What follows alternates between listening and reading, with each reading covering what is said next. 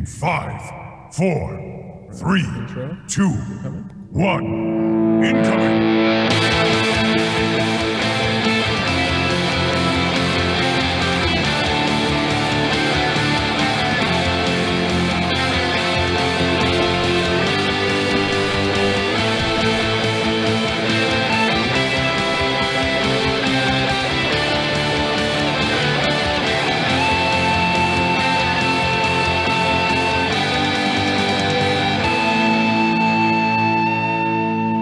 Welcome to the Omnic Lab. We're a podcast that focuses on the strategy inside of the game of Overwatch. We help learn through trial and error just like a normal lab, and even if things kind of get crazy and blow up sometimes, we'll brew up some team compositions, stir some tips to play better, and hopefully equip our listeners with the instruments that they're going to need inside the lab to gain the strategic edge. I'm your host, Rob May, and I'm always joined by the best co-host in the Overwatch biz, Andres Gomez. What's going on? What's up, Rob? This is making me flush with all those intros, man. Yeah, dude. Not to mention we have some of the best intros going on in the business, right? Damn right we do. No, but seriously, I'm happy to be here. I am super excited because in just a few more days we got Overwatch back. So, no more waiting. Yeah. We'll have it for good. I can't wait, man. Basically 2 days after this show goes up that people will be able to have access to it. Comes on the 23rd for us on the North American servers, and or not North American, it's just all of the American servers in the Americas. So that's Canada all the way down to Argentina. They're going to be, I want to say they said it's starting at like 7 Eastern, right? I believe so, yeah. Starting early.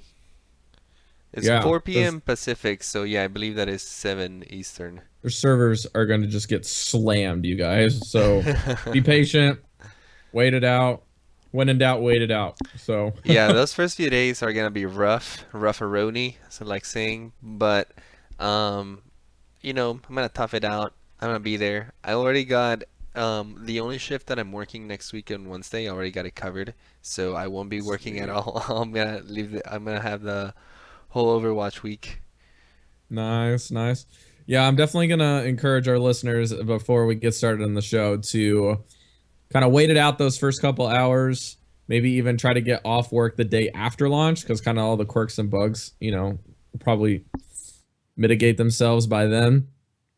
And the other thing is, if you're going to jump into the game like during those early stages, try to get all the kinks out of your system and get excited for those first 22 levels. That's when the experience gain is still gradually increasing and starts at a really low rate, so you can get loot boxes really quickly. So get those those first couple loot boxes before you even consider buying more, because I know that we're gonna actually start spending money in their store for loot boxes. Oh yeah, the store is gonna finally be up because they had no store during the closed beta. So I think it's smart. Yeah, I don't know if I'm gonna buy anything. We'll see how it goes. Because honestly, from playing the closed beta, just from playing it and leveling up, I had all of the skins that I really wanted, and it was only like one or two that I was missing. I was like, oh, it would be cool to have. But of the main characters I would play, I had them all already just by leveling. So Right. we'll see how And again, that it's goes. all cosmetic stuff too. Yeah, it's so. cosmetic too, so it's not like you must have it. You know what I mean? Mm-hmm. It is fun opening the loot boxes, though, I'll tell you that. Yeah, it's a very immersive experience. So, guys, today we have a special episode for you. Today on the Omnic Lab, we're going to be talking about Overwatch lore. Because we're in this weird finicky period of a couple days before the game launches, and yet we don't have a lot of news, we figured it'd be a good idea to kind of just take a break right before the game launches and give you guys more of a short episode to just kind of get your lore fix, and you can kind of give people a quick and medium-sized lore, because usually you want a quick and dirty guide. You kind of go to YouTube, or you go to somebody that's wrote up like a quick, couple paragraphs on like a blog style, and you read it or you watch that little video. But I feel like a podcast is better suited for the lore. And I think Andres shared this with me last week, that lore is just really good in that little 40-minute pocket. If you just sit down, turn the keys in your car, pump in a podcast, and drive, you got a good idea of what's going on, and you feel like you have a lot more info than you would if you kind of just got the cliff notes. Yeah, this is a good chance to talk about the history of Overwatch because I feel that Blizzard is doing a huge push on the backstory of this game. And honestly, the backstory isn't giving too much like traditionally other games have done it through like a campaign or some cinematics and stuff. I mean, they're doing all cinematics, but it's kind of like a parallel to the game almost, not inside of the game, even though they give you all these hints and questions inside of the game by the way the characters talk, especially in the beginning when the games are about to start. You get all these clues and stuff, and they're building all this story around it, which is really really awesome. And I've taken a little time to go through all of their videos, all the cinematics, and some of the little like teaser stuff. And there's like such an awesome, cool story to Overwatch that I think is worth just spending a little episode, a 45-minute episode or something, talking about all this really cool stuff that is about to come. Absolutely. And to tack on this, guys, as we're recording right now, the hero video that is supposed to be starring our one and only Commander Morrison, aka Soldier 76, is not currently out until 10 a.m. Pacific tomorrow. So we will not be covering that in depth, but I have left the most current link in the description for the show notes, and when I post the show, you will have a hyperlink to the video right away, and you can enjoy that. But our most recent video is Dragons, which is the Hanzo and other one, Hanzo and Genji. So That's right. New one is coming out on Monday, which is I think kind of reveal a lot of stuff and set the mood for the release of the game because it's coming out the day before, right?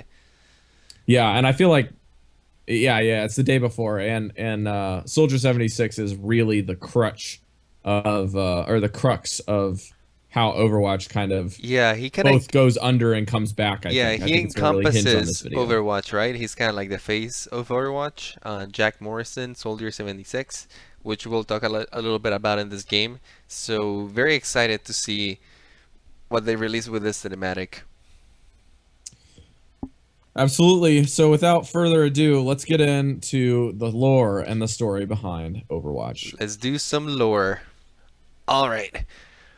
So let's start with the history of Overwatch. Let's set the setting and background story for what the game is. Get a cup of coffee. Yeah, get a cup of coffee. Let's set a point of reference first. So present day Overwatch is what we have in the game. Whenever you join the game and you go into a game and stuff and the characters that are there, that is present day Overwatch. Our story is going to start 30 years before present day Overwatch. During this time, allegedly, civilization was looking for a way to bring economic equality and kind of like worldwide peace to the entire world, be able to pump up its manufacturing and, create a better world. And to do this, humanity came up with the idea of AI and AI-controlled cities, which I believe were called Omniums. I'm hoping that we get some of these names right because it's honestly all the information is kind of scattered out there in the internet. So basically, humanity created Omniums, and Omniums are these kind of hubs that are powered by fusion cores, so nuclear power, very strong, very powerful, very economic power. And these Omniums are artificial intelligence driven, and they have the ability to manufacture Omnics. And Omnics are basically I would say a cyborg, a form of artificial intelligence that cyborg entails like human and AI, whereas AI Omnics are purely AI robotic intelligence inside of a chassis that is fully, metallic and gears and all that. Correct. So let's call them just Omnics. AI for now. They're artificial intelligence, very very capable artificial intelligence, to the point where they could reproduce, remanufacture themselves, and this Omniums became kind of like hubs, cities for them. And at first everything went well. Humanity prospered. A lot of cities were built, especially in the game. It seems like the whole part of the Middle East, Africa prospered a lot. Australia, all that stuff um, during that time. And unfortunately, peace didn't last for very long. Apparently, these Omniums eventually decided that things were not going right, and pretty much like any other artificial intelligence movie or story, they rebelled against humanity. They were like, "We've had it with you guys. Humans, you suck. You don't know what the hell you want. We know Went what the straight up world Terminator needs." on us. Yeah, and they created this huge armies of robots. And the robots are what we know as like the Bastion style of robot. It was just like a war machine pretty much, and just unloaded these robots all across the world, trying to invade the cities and pretty much bring humanity down. Yeah. uh, I think they were called sentries. Is that correct? I think so. Omnic Sentries. sentries. Yeah, Omnic Yeah. sentries. They're not the same as the Omnics. They're a little different. They're more robot tiki. Skinny, and they kind of Yeah. have like more of a square face than Yeah, they the don't have so much of rounded a human Omnic consciousness. They're figure. more of like the traditional robot kind of Hmm. thing. Hmm. Um, but yeah, so war waged on. Everything went to hell. All the ideas of artificial intelligence. Humans were like, "Oh my God, what are we gonna do?" So every country kind of started coming up with their own little ways to kind of deal with it. A lot of it failed, and when everything seemed that like everything was gonna be lost and stuff, it was the UN in the game that brought together kind of like a lot of countries and formed the first Overwatch strike team, which was originally made of only 5 members. And the members were Reinhard, Torbjorn, Anna Amari, which is not a character in the game, but she is Farah's mom, basically a Correct. very adept sniper. That is Farah's mom, and Hmm. also Jack Morrison and Gabriel Reyes. And I think it's worth noting that when the original strike team was formed, Gabriel Reyes was the commander of the team. He was the guy that was in charge of everyone else, and Jack Morrison was kind of like their right hand side. So strike Yeah, team it's was kind of like created. a lieutenant and a commander, correct? Yeah, I believe so. Okay. So the strike team was created and was very successful. These guys were kicking some ass, just some robot ass all over the place. Like hell no, you're not gonna take our cities. Just kicking everyone out, and they kind of like brought hope back to all of humanity. Everyone was like, "Oh yes, we can do this, guys." So after they started kind of like doing this, a lot of other people picked up on that and were able to fight back And, alongside. and then I think during this time, uh, Overwatch began to expand the strike force into more of a global offensive. So Yeah, those are the Overwatch original started strike growing a team lot. members, and they grew a lot, just like Andres is saying. But as they grew and the crisis seemed to be averted, there was obviously the drawback, similar to just war-ridden countries after World War II in real life examples.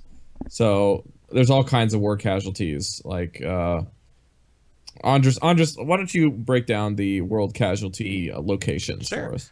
Oh, we know of a couple. We don't know of like the full extent of like what happened. Obviously, the story's kind of being made as we go and released little by little. So we only know of a few things that are of interest right now to the story. We know that all of India's population got displaced out of the country during the war. We also know that Australia was probably the one continent that suffered the most because in Australia the Omnium that was producing all the Omnics for war over there was completely destroyed, but because it's made out of fusion cores, it created this huge explosion, turning Australia pretty much into this giant wasteland and turning the Yep. people who lived over there into this crazy people. What they call Basically, themselves Mad junkers. Max. Yeah, Mad Max in Australia, pretty much. They're called Hmm. junkers, and we know them as like Junkrat and Roadhog are the most popular ones, and the Correct. only ones in the game that we know of. Um, Yeah. Also, we know that Siberia was almost destroyed. They got attacked really, really hard, and the way they dealt with it was creating this giant robots. In the game, you can see them on Volskaya Industries. If you look, Yeah. when you're the attacking team, if you look, I guess to your left when you're coming out, you'll see this like Yeah. giant, like golem-looking robot. And Yeah, they basically look like Gundam figures if you're familiar with anime. They're yeah, these huge mech suits that were what's that movie? Pacific yeah, Rim. They're Pacific like Rim style. very Pacific Rim-esque. Yeah, that kind of thing. Very cool stuff. They used that to kind of like defeat them, but like they did suffer a lot in Russia. Like it was huge losses. And then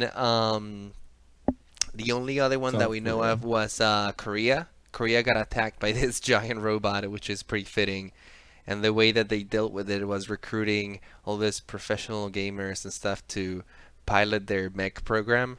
Diva is Those like were the most like popular known one. yeah, they're very similar to Diva's unit. Obviously, they would be more customized to the gamers, so they were meant to be these strike squadrons of those things that they would take over the larger Omnics that would be attacking Korea and stuff, but they incurred heavy losses. Yep. So all this crazy stuff happened all over the world. You know, cities fell, a lot of casualties, many people died. All different countries came up with their ways of dealing with stuff, and together with Overwatch and their strike team, they were able to bring down the rebellion Opnics at the time, at least. And then some measures were taken to kind of like keep the peace after this was happened. The UN allowed a lot of the Omnics that didn't want to participate in the war to move to Numbani, and it created like an epicenter where there was this civilized discussion between Omnics and humans, and where the Omnics and humans could live together in peace and harmony. And then also close by, a group of rebel monks, including Senyara and Mondara, the two main Omnics that we know from that are inside of the game, or Senyara's in the game, and then Mondara is in the main cinematic that we've seen with Widowmaker and Tracer. But those two created this group of kind of like monk Omnics, and they retired to the Himalayas down to like the temples of the monks, and they became advocates for how Omnics possessed a soul, and they were not just robots with intelligence and like mindless robots that just could destroy the world, but they were also similar to humans, and they possessed feelings and memories, dreams, that sort of thing of like we think makes us human. They became advocates for that. So Mondara was Which a is very a prominent figure. philosophy fusion of basically Taoism and Buddhism within the lore. It's something yin and yang, that's Tao, and then Buddhism, which is the removal of oneself to find peace and harmony outside of their humanity, and then they come back and integrate back within society to facilitate that harmony. Yeah, Mondara is like the Gandhi of Obnix, pretty much. Correct. And Senyara is his disciple, and he spreads the word, but he can also fight, like we've all seen. Like a Baus. So yeah, these two things happened after the whole thing, and also Overwatch, like you said, flourished and got the support of a lot of like the pretty much the entire world. It started branching out into a lot of different things, science, technology. They became like leaders and pioneers in all this development for the entire world, and they recruited a lot of people. Commander Morrison actually became the leader of Overwatch around this time. He had proven himself during the Omnic Crisis, and he had shown that he had the leadership aptitude to lead the group. And also, he was a little bit more of a charismatic leader. He was a little more approachable. He was great with like dealing with like as a public figure. While Reyes, on the other hand, he was more of like he seemed like a grumpy grumps, right? Like the bad cop He was style. a very much mission over man type commander. Yeah, pretty much. He seemed like his mind was just in like completing the mission. He was not trying to, seem like the nice guy or public relations or anything like that. So he got relegated instead into Blackwatch, which was the covert ops side of Overwatch. So if you needed something done on the download and that sort of thing, you called Reyes. And in the meantime, Morrison kind of stayed as the main guy, leader of Overwatch, Face. public figure. Yeah, the face of Overwatch, pretty much. He became really good at doing that. They also hired Mercy, and she became the leader of their medical division. She started leading And that she aspect. came in from Germany. Yep, or Germany or Sweden. She's definitely German. Okay, I'm Sweden not too sure. is Torbjorn. Torbjorn is a Okay, Swedish okay, customer. I think you're right about that. I'm not too sure where all these guys come from. There's too much information. Reyes and Morrison are from the United States. We know that. Also, we got Winston. Winston joined around that time. We know that Winston was born in the moon, in a lunar colony, by the scientist. I can't remember his exact name, but I know his last name was Winston. And Yeah, he he took was the name from yeah, the scientist. he was born in the moon. We don't know exactly what happened, but apparently there was a rebellion with the gorillas that were in the colony, and Winston was able to escape in a pod, brought down to Earth. He settled over here, and we don't know exactly how he joined Overwatch, but he did, and he went off to become one of their top scientists. We also got Tracer. Tracer was a pilot, an army pilot, and she was recruited into Overwatch to try out one of their prototype planes. It was the Slipstream, which was supposed to be a super fast plane that could travel long distances or fast distances through time or something like that. And things went wrong with that thing. Eventually, Tracer is starting like fading out in and out of reality. She was not stable, and it was Winston with his like super science skills and his super knowledge that was able to create the little warp thing in her chest that kind of like anchors The her back slipstream core. to reality. Yeah. Brings her back. So that is, I guess that is a little explanation of why Winston and Tracer are so close together. They're kind of like best pals in the whole team. They got each Winston other's back. especially not only just befriended her right away, but was able to virtually keep her into reality itself by virtue of some of his science projects and making the slipstream kind of a power core that attaches to her chest. We don't know of anything if it's something like a Iron Man type accident where this piece is integral to her survival at all times, or if it's something that she just has to maintain throughout day-to-day activities in order to maintain her reality figure, as it were, like within actual reality. Yeah, seems like without it, she has trouble. There's a little cool short that if you guys are more interested in knowing about Tracer, you can go watch on YouTube. But at one section, they do show her when she's kind of like starting with the condition, and it's kind of like she fades in and out of reality and probably has a hard time interacting with objects or just like not being able to touch things, or maybe just the fear of like, you know, getting lost forever into, you know, whatever dimension she's going to. Yeah. So not good, definitely. So we got that. And we got here in the chat, we got Melos Wolf saying Mercy is actually Swiss, and her base of operations is in Zurich, Switzerland. That sounds about right. Good job, guys. How about that? Okay. Right on, right on. I dig it. Cool, I'm always right to be wrong. So moving on, we got Genji. Genji was part of the Shimada clan, which seems like it's kind of like the Yakuza in the game, kind of like this gangster mob clan with some ancient tradition of dragons and stuff. His brother is Hanzo, and apparently Genji and Hanzo had a grudge going on. There's a little bit of information. I know a lot about this one if you want me to. Yeah, go for it, dude. This is your thing. Okay, so as a Japanese like lore fanatic, not just Overwatch, just everything. Hanzo and Genji were brothers, and Hanzo is the older brother. And the symbolism within the Dragons video, which is linked in the show notes, basically means that Hanzo is the brother of the South Wind and Genji is the brother of North Wind.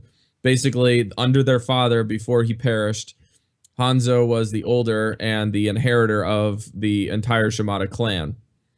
However, even though the clan was productive and high established class, Genji was using his power over the northern section instead of the southern section where Hanzo was stationed before taking the lead. Genji was doing things in more of a, I guess the closest thing that we have in present day is like the opium sales and underhand drug deals and making hundreds and hundreds of dollars for mutual gain and profit and just this drug market cartel. So all of the other people that were higher up under Hanzo were telling him that your brother is a disgrace to this and he's not, he's not representing the clan well and blah, blah, blah. So they had gotten to this deep dispute and Hanzo basically told him multiple times if he didn't do this that he was either going to kill him or get him out of the clan, which ultimately ends up into a entire epic battle between Hanzo and Genji sword for sword, where Hanzo slays his brother and leaves him for dead, but doesn't use the final blow. And Genji ends up in this mess of a corpse-like body that I don't know if it's the relegators of Overwatch when after they had formed. I think it sounds like after they were formed and they needed more help with an Overwatch, they rescued Genji's body and they fused him with these cyborg-like abilities and pieces of armor to basically just cover up all of his wounds. Yeah, from what I know, Deadpool-esque. yeah, from what I know, I think Overwatch had been after the Shimada clan for a while, because after the Omnic crisis kind of ended, Overwatch became kind of like the protectors of the realm, right? And they started going after like criminal organizations and this sort of thing. And the Shimada clan was on their list, but they kind of needed like an insider guy. And they saw that as an opportunity after Genji had gotten beaten to death and that sort of thing. He got brought into the organization. My speculation is that Mercy was kind of involved with that sort of thing because she was kind of like the head of the medical division and that sort of thing. So she probably was the one who got involved with creating into a cyborg. And from what I know, it was Zenyatta who took Genji under his wing. And it was Zenyatta who was able to kind of bring inner peace to him, find himself and give him a purpose. It's almost like Genji had this PTSD syndrome and was just unable to not only forgive his brother, but just to not be a part of his family and trying to reform a corrupt organization known as the Shimada clan. Then he teams up with Overwatch, they infiltrate it, and they bring down the Shimada clan from the inside. But Hanzo escapes from this and still is the inherited leader of the Shimada bloodline as well as the clan. And that's where you see the face-off between him and his brother. Basically, after they received the call from Winston, which is another video. And I guess we'll save the rest of it to talk about speculation on the video after. But that's kind of the gist between those two. Genji has found inner peace as an infiltrator unit. He's similar to Reyes, but he's just not a Blackwatch. He's more of a infiltrator and a help for the main squad. He became part of Overwatch, and he's now working with them. I don't think they've done anything against the Shimada clan yet. I think that's part of like, what's coming, and like you said, the little short that happens between Hanzo and Genji that just got released, which is freaking badass, by the way. Every time I watch that, I get the freaking goosebumps. It's the best. Yeah. But that short, I think, gives a little more information on what's to come, right? It shows the first time that Genji meets Hanzo after the incident has happened. Hanzo doesn't even know that Genji's alive. He's like, oh, wait, no, I killed my brother. What are you talking about? Yeah. We even found out that the sword inside of the capture point B in Hanamura Castle is the broken remnants of Hanzo's sword that he relinquishes after he kills his brother before he takes up the bow to repent from his crimes. As a self-forgiving offering, I guess you say. We know that Hanzo is no longer part of the Shimada clan either, because he left. He sneaks in every year, knocks down some guards and gets into the heart of Hanamura and, I guess prays for his brother. That's an incense offering. and that's how Genji finds him because he knows he comes there every time. It's a very Japanese style offering. It's a Shintoist practice. There you go.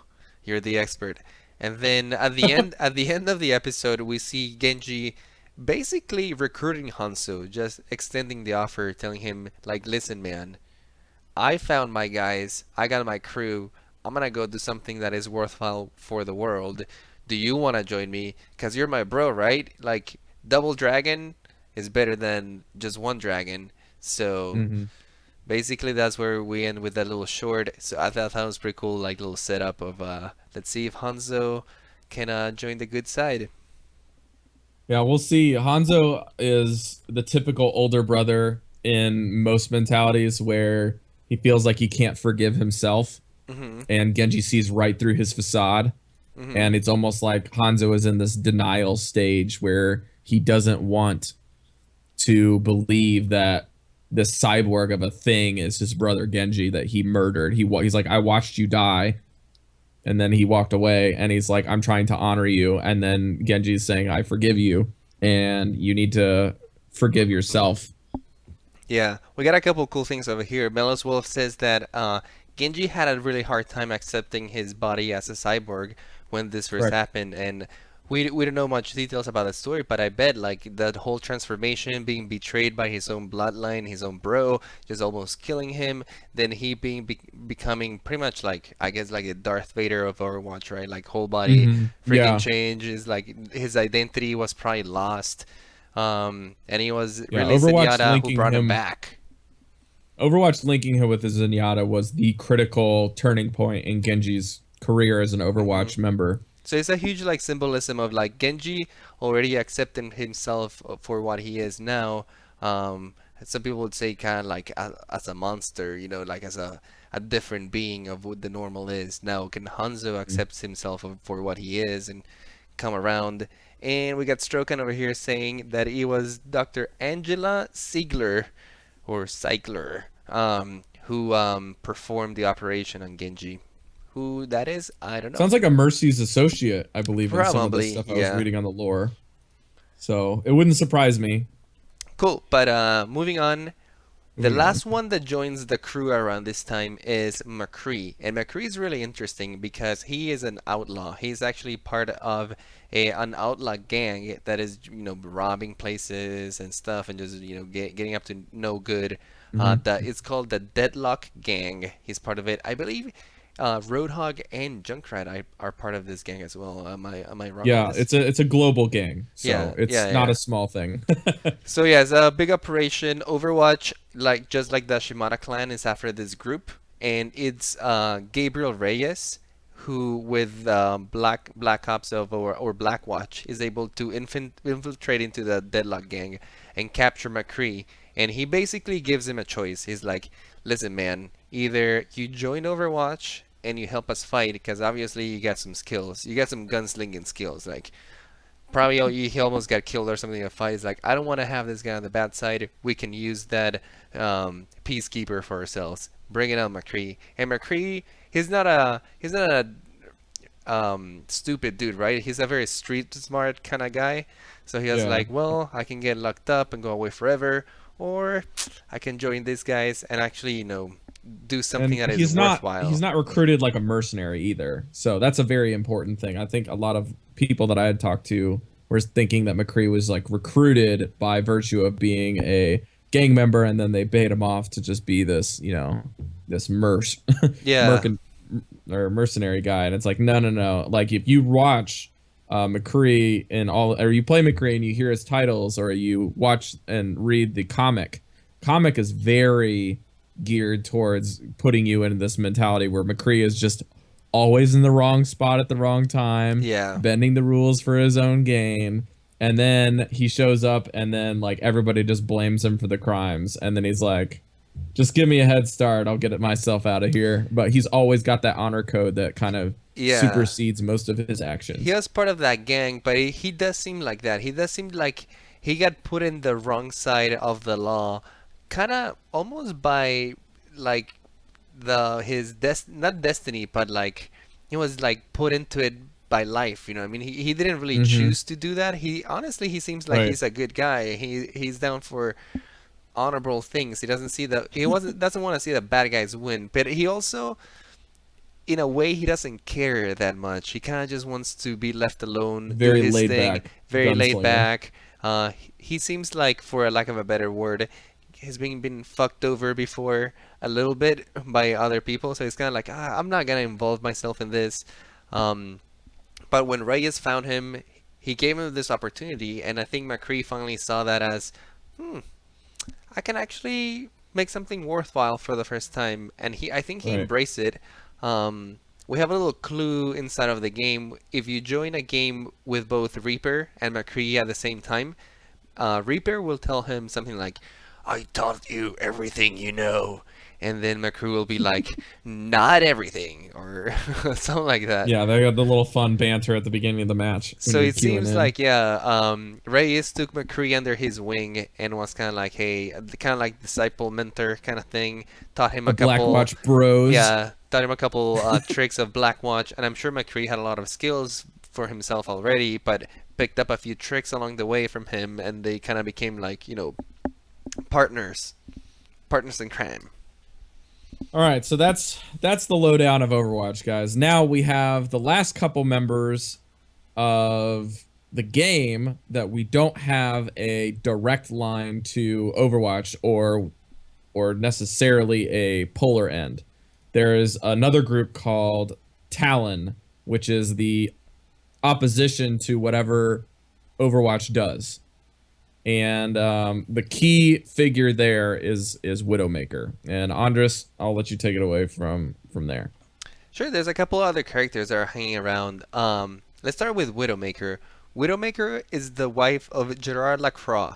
He is an Overwatch agent stationed in France, and Widowmaker was her wife. What is Widowmaker's name? I'm not entirely sure, but While you explain, I'll look it up. sure thing. They were both together, and basically there was this third organization called Talon, just like the Shimada clan or the Deadlock Gang. They're just a terrorist organization out into the world, causing some mayhem. They're a little bit more of the scary type of terrorist organization because they do seem to have a very organized agenda, and they are Mm, after yeah. Overwatch. They're not just trying to, steal some money here and there or cause some mayhem or just kind of like guard their territory. No, These guys are they seriously bad news. yeah, they have like some like worldwide aspirations, and Overwatch is kind of getting in their way, so they don't want any of that.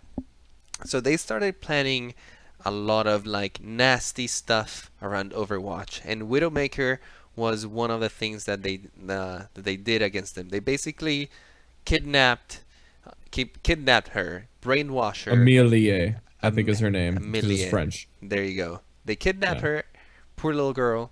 They brainwash her and they submitted her to this sort of like brainwashing. artificial, like muscle enhancement type of thing, to the point where like her blood pressure dropped really low, her heart rate became almost zero or really really slow. That is what gives Widowmaker that bluish kind of color. And Mhm. then they used her to get to Gerard and kill him from the inside Yeah, because she's the one who ends up executing her own husband mhm, by virtue of the brainwash. they knew they couldn't just kill him outright in battle, so they used the most precious thing that I guess they knew that he wouldn't dare kill or could get that close to him, and that was Widowmaker. And after that, Widowmaker is part of Talon and is one of their assassins. They pretty much use her as a tool for their bidding. Top operative, yeah. We don't know who exactly are the leaders of Talon. From some of the videos that we've seen, the only other member that sticks out is Reaper, which we all suspect is the reincarnation of Gabriel Reyes, but we'll get to that in a second. So, yeah, terrorist group, Widowmaker is part of them. She's not necessarily part of Overwatch. She is more after Overwatch and trying to just kill all of their members. Moving on, we also got Symmetra. Symmetra is not part of Overwatch. She actually works for this corporation called the Veshkar Corporation. Um, it's kind of like a worldwide, almost like Big Brother type of organization that wants to bring peace and order to the world. They have this architecture that is based on light bending. Their architects can manipulate light to create like solid objects out of nothing.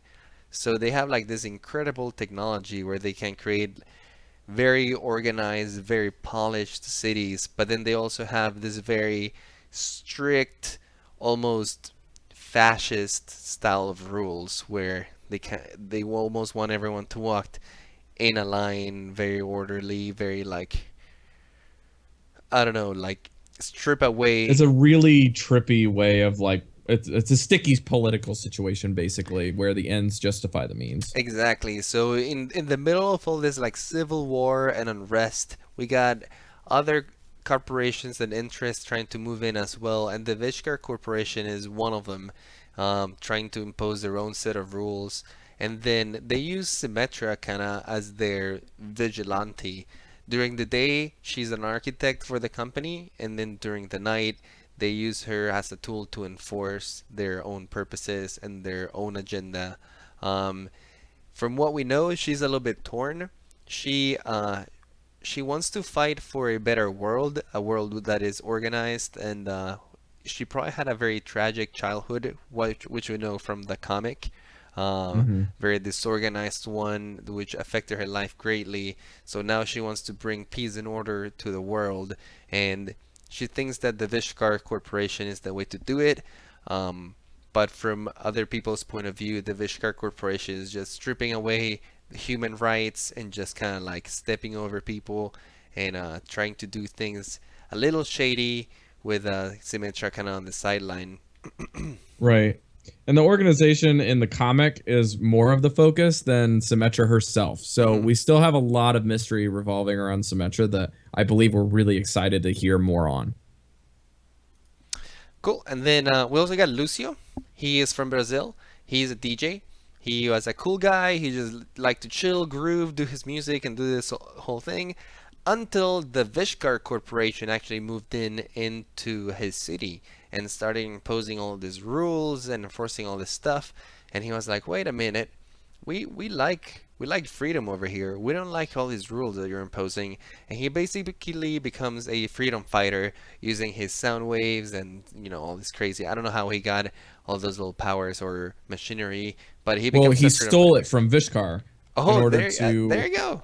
use it against them. So he basically Like fuses Robin his Hood. music with the Vishkar technology in order to usurp their authority. There you go. Cool character. He's not affiliated with Overwatch, at least for now. My guess is that a lot of these characters that are being introduced on the sideline will probably join Overwatch at one point or another, or kind of like join that rebellion. But for now, Lucio has kind of a grudge against Symmetra. They kind of like bumping heads because Lucio knows that Symmetra is the main responsible for kind of like doing the bidding of the Vishkar Corporation, like on Yeah. the side. So Lucy's kind of like after her, and they're both kind of like fighting a little war over there. Right. Last but not least, we got Saria. Saria is from Russia. She is a very prominent athlete and weightlifter in Russia. She's known as the strongest woman in the world, allegedly. And she was on the fast track to becoming a very, very popular superstar style athlete over there. But during that time, For her tournament, yeah. yeah, before her tournament, and this is after the Omnic crisis, years after that, she was participating in basically the biggest tournament of her life, and then the Omnics apparently attacked her village again, and this is more close to present day, to where the unrest is getting a little more. It's growing and growing, and everyone is suspecting that there's a second Omnic crisis well underway, and her village gets attacked during this time, and she's the first one to respond. She abandons the tournament. She's like, "The hell with this. My village is much more important, and helps fend off the attack that the Omnics are doing against it, and becomes a huge symbol for Russia and for the entire world. Kind of strength, the Russian strength, and Yeah. not messing with their hometown. You know what I mean? Yeah, she's a very good symbol for what the Russians are trying to accomplish. Basically, they're trying to usurp their own Omnic crisis by virtue of accepting the responsibility of having the Omniums attacking them, and they say we don't need anyone. We're going to be the ones that defend our own country. So it is still to be determined whether this is going to be a worldwide crisis that Russia decides to join up with covert ops of Overwatch and Blackwatch or not yet. That's correct. There's also Junkrat and Roadhog. We talk about those briefly. They're the Junkers from Australia. They're deranged. They're crazy. They don't really care for loss or order. They like exploding things, and they're part of the Deadlock gang. From the comic, we saw they're kind of just like roaming around looking for something to do. They don't really have their own agenda aside from we want to explode stuff and just kind of like see what's up. The one thing Having we know fun. is that they hate suits, and from what we see in the comic, their hate for suits gets reinforced. So we know they dislike those. Aside from that, two crazy The dudes trying suits to is blow their up. code name for rich scumbags, basically. Yeah, executives or Yeah, CEOs and CEOs CFOs. of big companies. But there, it seems like Roadhog doesn't do much talking most of the time. Junkrat's kind of the silly face of the business, and they are both tag-alongs with one another. They don't do any one thing without the opposite with them. They've very much got a strong Yeah, bond. they're pals. They're pals for sure. All right. All This right. probably brings us to the end of the Overwatch talk, the history. Around this time, once Overwatch had started having all this trouble around it, especially after the Widowmaker attacks, and then there was also some suspicion of some insider jobs, especially here is where Reyes is very suspected. Him as part of Blackwatch, he was doing some shady stuff under the table that nobody else knew, and a lot of people suspect that he was working with Talon, or that's the speculation, or working with somebody from the inside. But basically, it all comes down to this showdown in the main headquarters where Jack Morrison and Gabriel Reyes have this big fight. And we don't know Square exactly what off. happens. We don't know a lot of the details, but everything that they've said about it is very loose. Hopefully, on the short that we get on Monday, we get a little more of a glimpse of what happened during this time. But during this fight, there is a huge explosion that completely obliterates the headquarters of Overwatch, like Gonzo.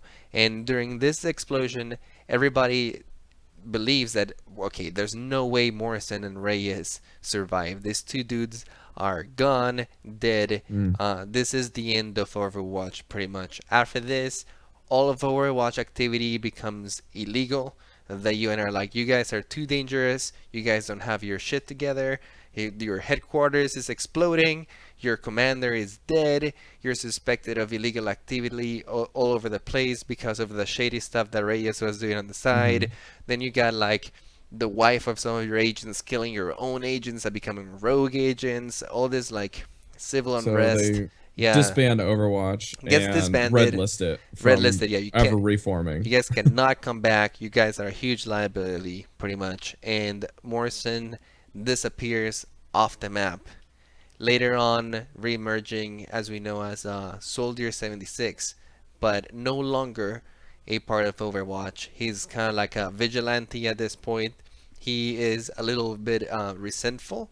He obviously got betrayed by his own best friend, Gabriel Reyes, and the people he trusted kind of like turned against him. The people he was trying to defend turned against him, and it almost cost him his life doing the work that he loved and what he thought it was right. So he becomes kind of like this vigilante style Avenger, and he's kind of just still trying to go after the people that were going after Overwatch, but now for personal reasons, not for because it's the right thing to do, right? Yeah, and I think that what we've seen in the little teaser for Monday's video is that he's going to have a huge bounty on his head. I believe it's over $1 million, and I think it's like $10 million for his capture, dead or alive. And there are posters everywhere if you run around in Dorado. Yeah, pretty much. And then, as far as Gabriel Reyes knows, as far as we know about him, he goes on to become Reaper. Nobody really knows what happened to him. I think something has to do with Mercy. I think something happens that I don't know. I'm inventing some stuff over here, but basically he goes on to become Reaper, and that's kind of like a still an unknown in the story. Nobody really knows what the change happened, and now he's apparently working for Talon, hunting down all of the Overwatch agents. He wants to finish them Mm. off because Talon still thinks that Overwatch is a liability for their bigger plans. So Yep. this brings us pretty much to modern day The Overwatch, where the shorts are happening, and Winston just got hunted down by Reaper, and he's like, holy shit, we need to do something about this. He calls everyone back. Tracer is the first one to answer. At that time, I believe that when she answers, this is right after or right before the Widowmaker incident happens with Mondara. Pretty sure those two are pretty close together. Yep, I would agree. And then Genji goes to talk to Hanzo, so I believe in he's kind of like recruiting him. But at the end of the short, we get the little thing where he says, "Hanzo, times are changing, bro. What side are you gonna be in? We need you here." So the real thing is, there's only two other things I wanted to add. There's one is completely rumor scuttlebutt to lore plus what's happening in Overwatch news wise, and the other side, which is the moral of the story for the Dragons video, is not Team Genji versus Team Hanzo.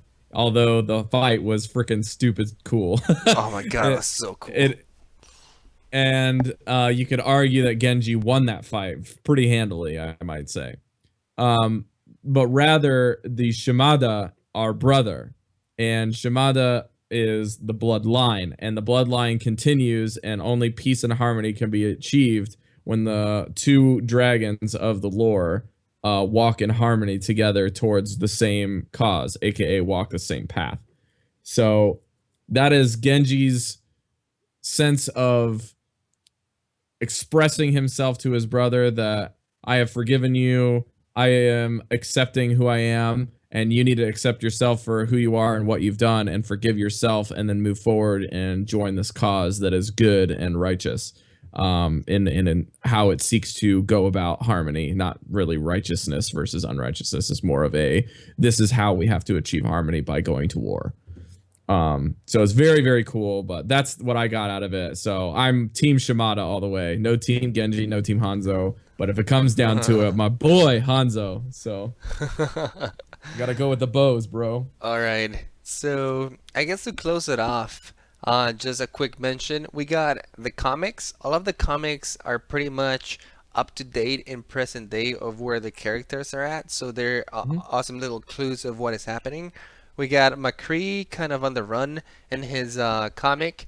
We know that he was part of Blackwatch. After everything went down, he kind of had to bail out of there because, as we mentioned, wrong place at the wrong time. He's suspected to having worked with Reyes to bring Overwatch down. So a lot of distrust from his fellow comrades and from other people. They think that he was behind of a lot of things. So he's kind of on the run right now, even though he wasn't really involved with any of it. As we know, he doesn't really care. He's more like, this is too much work. I'm not even going to bother. I'm just going to lay low and do my own thing. We got Reinhardt traveling around the suburbs with Brigitte. We don't know exactly who Brigitte is, but we know that he travels together with her. And he still kind of like wants to help the world. He still wants to fight find a purpose for himself. But right now he's kind of lost after Overwatch got disbanded and all his friends kind of went their ways. Yeah. Junkrat and Roadhog in their comic are just, doing whatever, finding their jobs, finding little jobs here and there, making money. Right here in the chat, Malleus Wolf says that Junkrat actually hired Roadhog to protect him because apparently he found some treasure in the Omnic plant in Australia, and a bunch of other junkers are after him. So that would explain why he left the Australian outback and it's kind of like on the run. Well, I think that's initially how they got hooked in, but I don't think that's what the permanent fixture is for their agreement. Okay, cool. I would agree. I would agree with him that he's correct that is happening, because I do remember reading that in some of our lore stuff that we were picking up. But I don't think that's a permanent fixture that binds them together.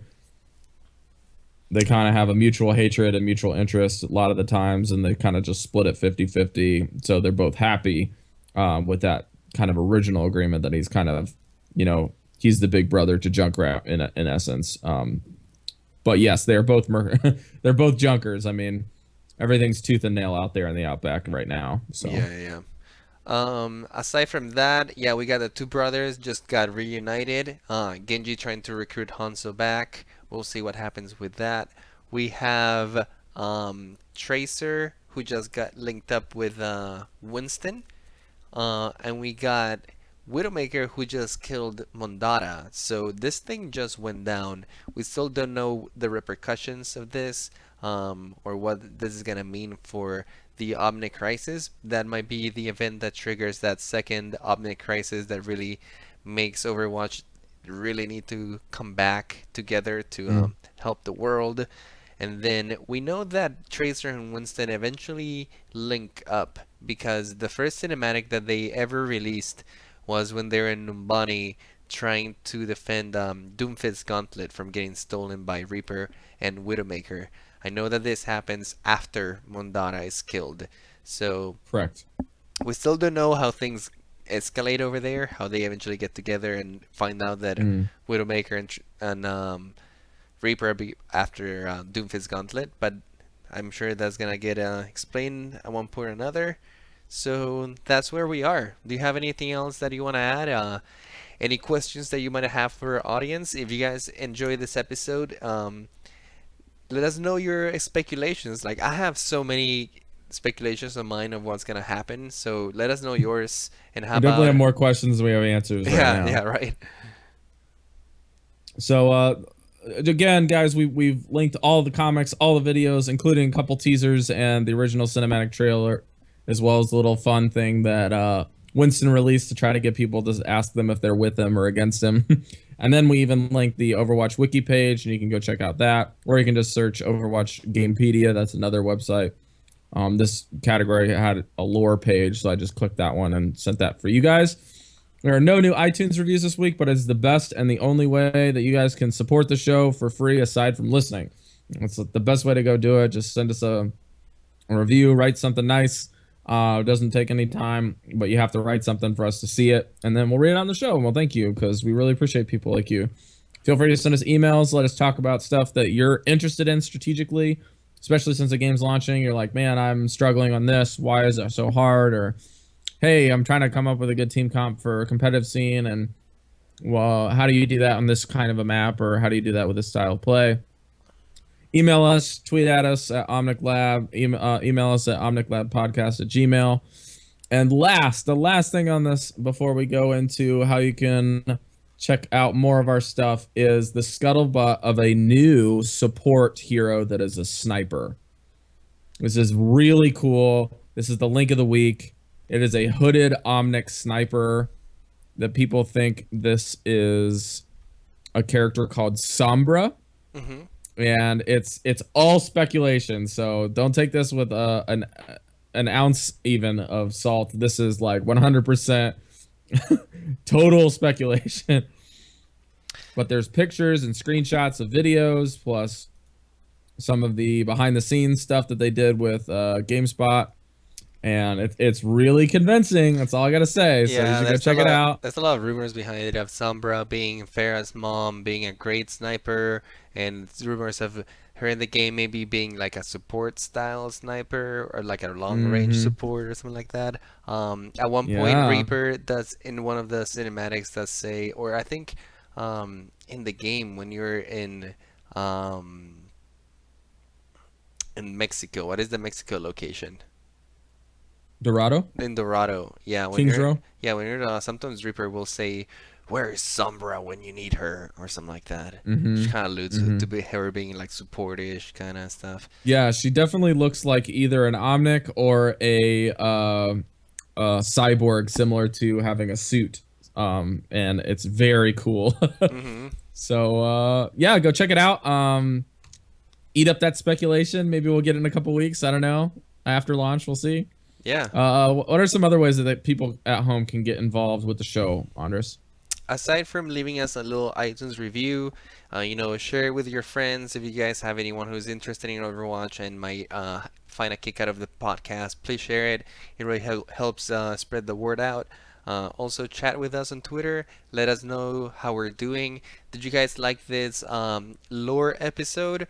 It's something we're trying out for the first time. Yeah. Normally we talk about strategy and stuff, but with that, the lore in Overwatch is actually entertaining enough to where you can just sit down and talk about it. The story is really cool. Absolutely. It grabs Easter eggs from like all of pop culture and like the whole thing with AI and stuff. Like I'm a huge geek with all that stuff, so I like that all that stuff. Let us know how we did it, and if you guys enjoyed it, found it entertaining, or we just bored you to death. You almost crashed on the highway because you were falling asleep to our episode. We don't want that to happen revisit either. it if you like it enough. So we'll see in the future when we get enough more information. We might cover it again if we have a slow week. Yeah, absolutely. Also, if you guys really, really like the show and you want to go out of your limb to really support us, our Patreon is up. And if you guys like what we do, any sort of donation really helps. Help us, improve the quality of the podcast. Maybe we can finally get some matching microphones, and I have to stop using a headset so I don't sound like all weird and stuff. So if you want to help us out with that sort of thing, help us grow, and you enjoy what we do, you can really help us out there. Obviously, it's definitely not required. All of our content is free for you guys, but if you appreciate it, you can help us there. And lastly, email the show. You can email us at omniclabpodcast@gmail.com. Check us out there. If you're already on Twitch, we stream at 8:30 every Thursday, 8:30 Eastern. Come check us out. We love streaming over here. Twitch.tv/Omnic Lab. Yeah, every week we get a couple more listeners that come to the show live, so that's super exciting. If not, we're also on iTunes, we're on Stitcher, the whole shebang. You can download our episodes in our website. Just go to omniclab.com and you can find all of our show notes and the episodes over there. So any way you want to listen to the episode, we got you guys. We got you. We got you. And then, Andres, what about you? Just you. Where can people find just you?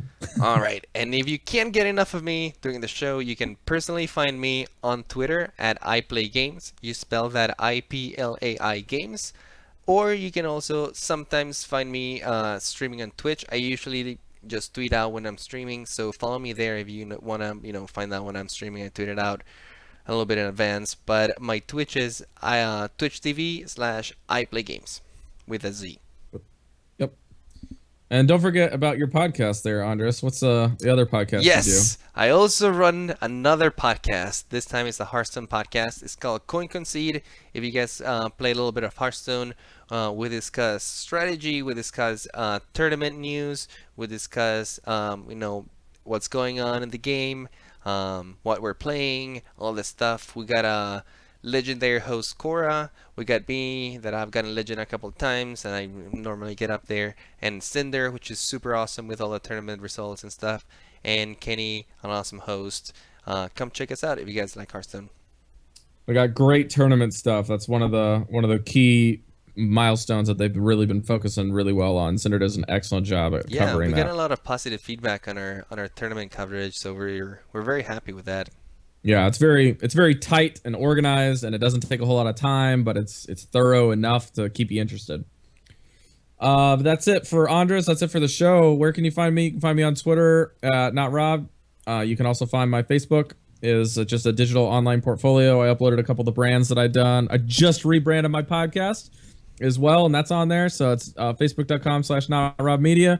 You can find me and my podcast over at vellenschosen.com. We're also on iTunes. Go check us out. It's a Hearthstone podcast dedicated to giving you new decks every week and working on substitutions. We'll see you next week in the lab. Adios, amigos.